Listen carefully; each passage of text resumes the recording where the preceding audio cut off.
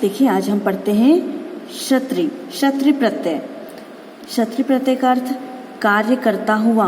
ये अर्थ लाने के लिए हमको क्षत्रि प्रत्यय का प्रयोग करना पड़ता है। कार्य करता हुआ बालक, इससे हमको ये समझ में आता है कि कार्य करता हुआ बालक, बालक अभी कार्य कर रहा है। इससे हमको ये समझ में आता है कि ये वर्तमान कालिक प्रत्यय है, यानी वर्तमान में कार्य हो रहा है। धातु में क्षत्रि प्रत्यय लगने पर अंत में अत हो जाता है। अब अत होता है, देखिए कैसे, पठ में क्षत्रि प्रत्यय लगा तो इसका मूल शब्द बनता है पठत। अब पठत का पुल्लिंग में होगा पठन और स्त्रीलिंग में होगा पठंती। तो पठत मूल शब्द हुआ, ये पुल्लिंग में पठन हुआ और स्त्रीलिंग में बनता है पठंती। अब इसके शब्द रूप कैसे चलते हैं देखिए। पुल्लिंग में ये भवत के समान चलेगा। ये देखिए भवत है, ये पठत है, दोनों है ना। तो इसका भवान भवंतो भवंत होता है, तो उसी तरीके से पठत का भी शब्द रूप चलेंगे। स्त्रीलिंग में नदी के समान और नपुंसकलिंग में जगत के समान। अब ये कैसे होगा देखिए। अब देखिए पठ में क्षत्रि प्रत्यय लगने पर पुल्लिंग में देखो पठन पठंतो पठंतः। ये देखिए भवान भवंतो भवंत है ना, भवत के समान चलेंगे। इसी प्रकार नदी में देखो पठंती पठंत्यो पठंत्यः। देखो नदी के शब्द रूप कैसे चलते हैं, नदी नद्यो नद्यः, नदी नद्यो नद्यः, तो उसी के समान चलेंगे ये। इसी प्रकार नपुंसकलिंग में देखिए पठत पठती पठंती, ये जगत के समान चलेंगे। जगत के देखो किस प्रकार चलते हैं, जगत जगति जगंती, है ना, उसी तरह से ये भी चला हुआ है। अब इसकी आवश्यकता हमको क्यों पड़ती है देखिए, क्योंकि देखो क्षत्रि प्रत्यय लगने पर यह शब्द जो है वो विशेषण हो जाता है। तो ये जिसकी विशेषता बताएगा उसमें जो विभक्ति होगी वही विभक्ति विशेषण में भी होनी चाहिए, इसलिए इसमें भी वही विभक्ति होती है। जैसे देखो पठन बालकः, पढ़ता हुआ बालक, तो ये पठन शब्द जो है वो विशेषण है। तो ये जिसकी विशेषता बता रहा है उसमें जो विभक्ति होगी वही विभक्ति का प्रयोग इसमें भी किया जाएगा। पढ़ता हुआ बालक, ठीक है। अब आगे देखते हैं।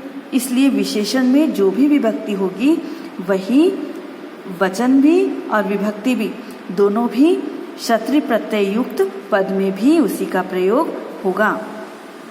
अब देखते हैं हम लोग परस्मै पद की धातु, ये जो क्षत्रि प्रत्यय है परस्मै पद की धातुओं में ही इसका प्रयोग किया जाता है, या आत्मनेपद की धातुओं में इसका प्रयोग नहीं होता है ना। तो ये परस्मै पद की धातुओं में देखिए जैसे कि भू है, देखिए ये भू नृत्य, ये देखो ये परस्मै पद की धातु है। अब जब हम इसका प्रयोग पुल्लिंग स्त्रीलिंग और नपुंसकलिंग में करते हैं तो देखो भू का भवन भवंती भवत, इसका अर्थ होता है होता हुआ। इसी प्रकार नृत्य नृत्यन नृत्यंती नृत्यत, नृत्य करता हुआ।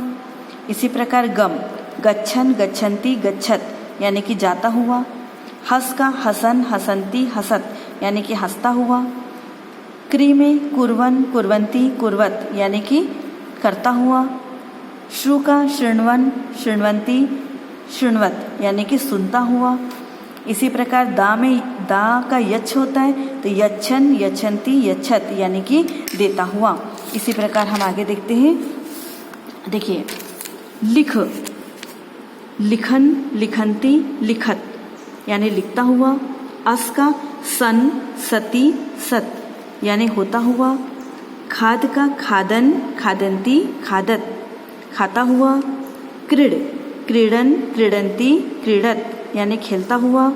पत का पतन पत, यानी गिरना, पतन पतंती पतत, यानी गिरता हुआ। नी का नयन नयंती नयत, ले जाता हुआ। चल का चलन चलंती चलत, यानी चलता हुआ। इसी प्रकार धाव का धावन धावंती धावत, यानी दौड़ता हुआ। इसी प्रकार भ्रम का भ्रमन भ्रमंती भ्रमत, घूमता हुआ। वद का वदन वदंती वदत, यानी कि बोलता हुआ। इसी प्रकार गय यानी गाना होता है, तो इसका गायन गायंती गायत, यानी गाता हुआ। अब हम देखते हैं इसका प्रयोग जो है वो किस ढंग से किया जाएगा। ये देखिए ये देखिए क्षत्री धातु है, प्रत्यय लगा हुआ है, तो ये देखो पुल्लिंग में शिक्षयन शिक्षक, पठन पाठक, वादयन वादक, गायन गायक, लिखन लेखक, पचन पाचक, यानी कि ये देखो पचन यानी पकाता हुआ, पाचक यानी रसोईया, पकाता हुआ रसोईया, धावन धावक, दौड़ता हुआ धावक, ये देखो शिक्षा करता हुआ पढ़ाता हुआ शिक्षक, पाठक यानी जो पढ़ रहा है वो पढ़ता हुआ पाठक, बजाता हुआ वादक, गाता हुआ गायक, लिखता हुआ लेखक, पकाता हुआ पाचक और दौड़ता हुआ धावक। इसी प्रकार स्त्रीलिंग में देखिए शिक्षयंती शिक्षिका, पढ़ाती हुई शिक्षिका, पठंती पाठिका, पढ़ती हुई पाठिका, वादयंती वादिका, बजाती हुई वादिका, गायंती गायिका, गाती हुई गायिका, लिखंती लेखिका, लिखती हुई लेखिका, पचंती पाचिका, पकाती हुई पकाने वाली, धावंती धाविका, दौड़ती हुई धाविका। इसी प्रकार से नपुंसकलिंग में देखिए पठत मित्रम, पढ़ता हुआ मित्र, गच्छत यानम, जाता हुआ जाती हुई गाड़ी, विकसत पुष्पम, खिलता हुआ पुष्प, निमीलत नेत्रम, आंखें बंद करता हुआ नेत्र, प्रवहत जलम, बहता हुआ जल, पतत पत्रम, गिरता हुआ पत्ता, भ्रमत चक्रम, घूमता हुआ चक्र।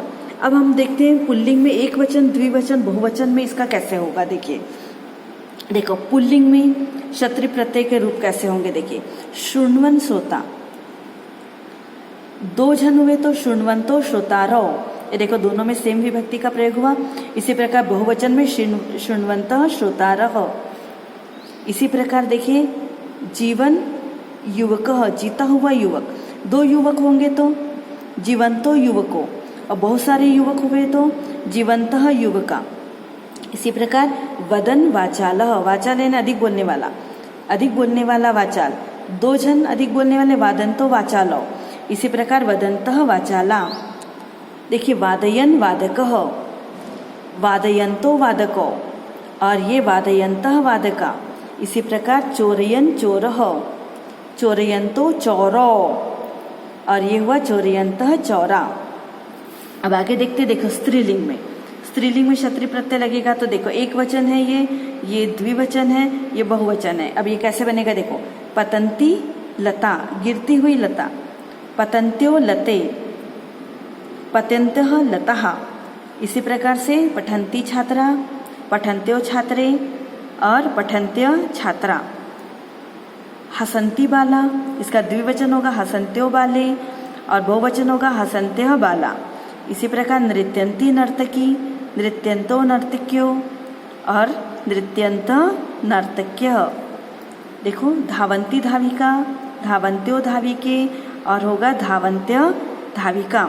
इसी प्रकार देखिए हम देखते हैं नपुंसक लिंग में इसके रूप ये कैसे बनते हैं इसके वाक्य।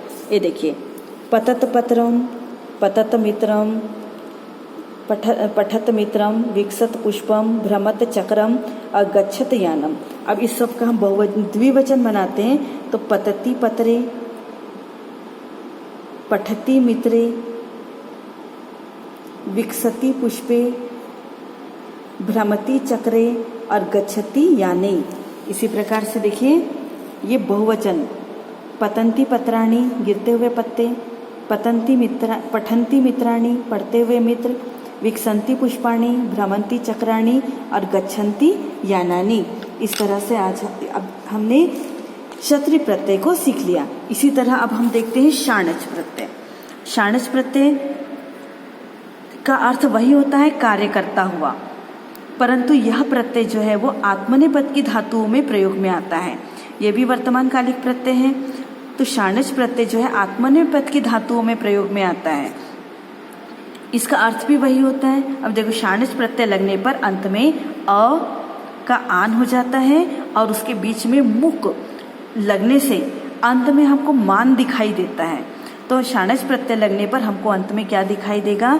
मान। इसका प्रयोग भी वैसा ही होता है जैसे क्षत्री प्रत्यय का प्रयोग होता है। देखो सेव का बना सेवमानः, सेवमाना, सेवमानम। अब ये हुआ पुल्लिंग। तो पुल्लिंग में इसके शब्द रूप जो है वो बालक के समान चलेंगे, स्त्रीलिंग में लता के समान चलेंगे और नपुंसक लिंग में इसके शब्द रूप फल के समान चलेंगे। अब किस तरह से देखो, पुल्लिंग में देखो बालकः बालकौ बालका, तो सेवमानः सेवमानौ सेवमानः। इसी प्रकार से स्त्रीलिंग में लता लते लता, तो सेवमाना सेवमाने सेवमानः। इसी प्रकार नपुंसक लिंग में सेवमानम सेवमाने सेवमानानि। पत्रम पत्रे पत्राणि या फलम फले फलानि के समान चलेंगे। हाँ, इसी प्रकार देखते हैं। अब ये देखिए, ये आत्मनेपद की धातुएं हैं। इसमें जब हम षाण्ज प्रत्यय लगाते हैं तो लभमानः लभमाना लभमानम। इसमें वृत्त धातु है, वृत्त में वर्तमानः वर्तमाना वर्तमानम। इसी प्रकार वृद्ध धातु होने से वर्धमानः वर्धमाना वर्धमानम। ईक्ष ईक्षमाणः ईक्षमाणा ईक्षमाणम। मुद का मोदमानः मोदमाना मोदमानम। इसी प्रकार प्रयत प्रयतमानः प्रयतमाना प्रयतमानम। कंप कंपमानः कंपमाना कंपमानम।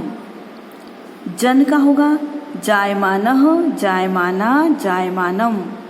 इसी प्रकार होगा वंद का वंदमानः वंदमाना वंदमानम। आस का आसीनः आसीना आसीना आसीनम। इसी तरह से जब हम क्री में षाण्ज प्रत्यय लगाते हैं तो हो जाएगा कुर्वाणः कुर्वाणा कुर्वाणम। शुभ धातु शुभ यानी शोभा देना, शोभमानः शोभमाना शोभमानम। इस तरह से हमने पुल्लिंग स्त्रीलिंग और नपुंसक लिंग तीनों में इसके शब्द कैसे होते हैं उसको हमने देख लिया।